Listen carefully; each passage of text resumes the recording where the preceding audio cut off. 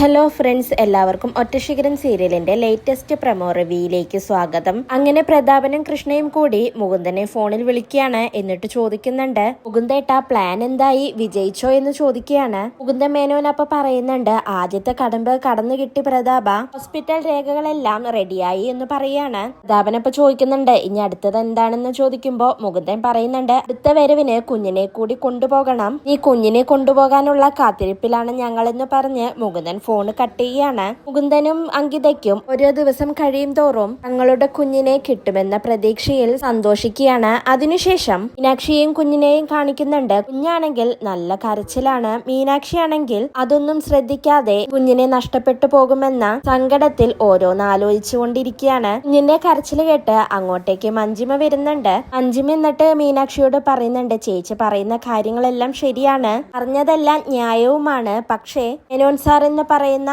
ആൾക്കും ഇതേപോലെ ശക്തമായ ന്യായങ്ങളുണ്ട്. എന്തൊക്കെയായാലും അവർക്ക് തന്നെയാണ് ഈ കുഞ്ഞിന്റെ മേലെ അവകാശം, ചേച്ചി മറന്നു പോകരുത് എന്ന് പറയുമ്പോ മീനാക്ഷി എല്ലാം തീരുമാനിച്ചുറപ്പിച്ചതുപോലെ മഞ്ജിമയോട് പറയുന്നുണ്ട്, ഇത് ഞാൻ പ്രസവിച്ച കുഞ്ഞാണ്, എനിക്കുള്ളതിലും വലിയ അവകാശം ആർക്കും തന്നെ ഇല്ല, ഞാൻ എന്തായാലും ഈ കുഞ്ഞിനെ വിട്ടുകൊടുക്കാൻ പോകുന്നില്ലെന്ന് മീനാക്ഷി പറയുകയാണ്. ഇതെല്ലാം കേട്ട് മഞ്ജിമ ആകെ ഷോക്കാവുന്നുണ്ട്. മീനാക്ഷി പറയുന്നത് കേട്ട് മഞ്ജിമയുടെ കയ്യിലുള്ള കിലുക്കം കയ്യിൽ നിന്നും താഴെ വീഴുകയാണ്.